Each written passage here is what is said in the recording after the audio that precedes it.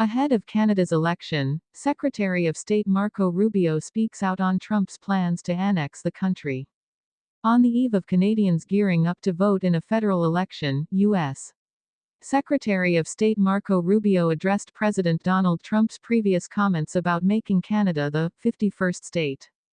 During an appearance on NBC's Meet the Press on Sunday, April 27, host Kristen Welker questioned Rubio on whether or not the State Department has taken any steps to carry out Trump's plans, as he has said, to annex Canada.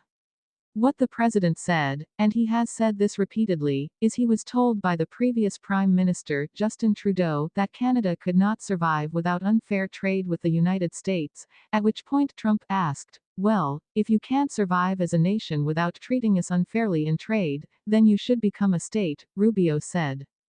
When asked if the U.S. still wants to make Canada the 51st state, Rubio responded with, "I think the president has stated repeatedly he thinks Canada would be better off as a state."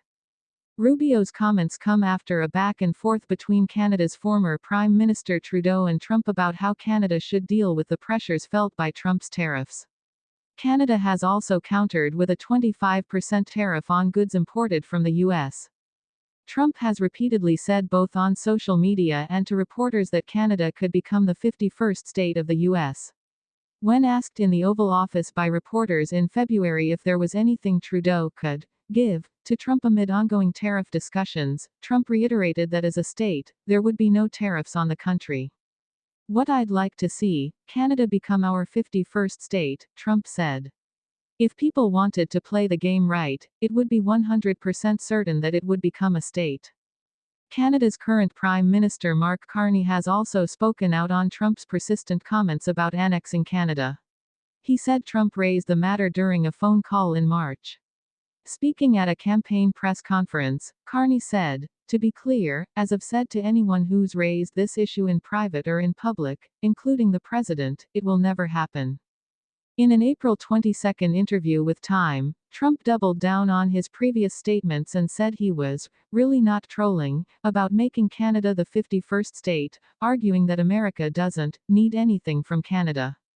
"We're taking care of their military.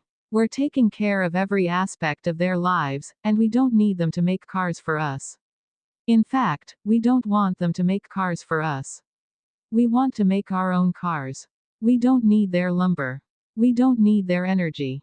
We don't need anything from Canada," Trump said. "And I say the only way this thing really works is for Canada to become a state."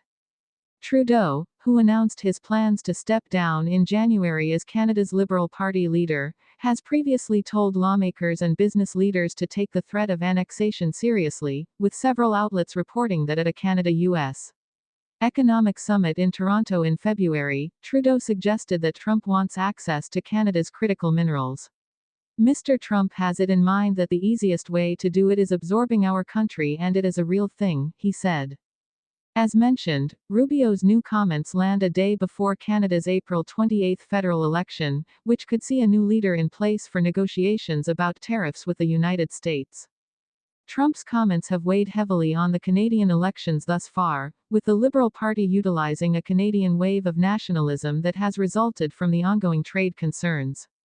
The country's next leader could decide the fate of Canada's critical relationship with the U.S. and how that will look moving forward. "They're going to have a new leader. We'll deal with a new leadership in Canada," Rubio said. "There are many things to work cooperatively with Canada on, but we actually don't like the way they treated us when it comes to trade," and the president has made that point when he responded to the previous prime minister.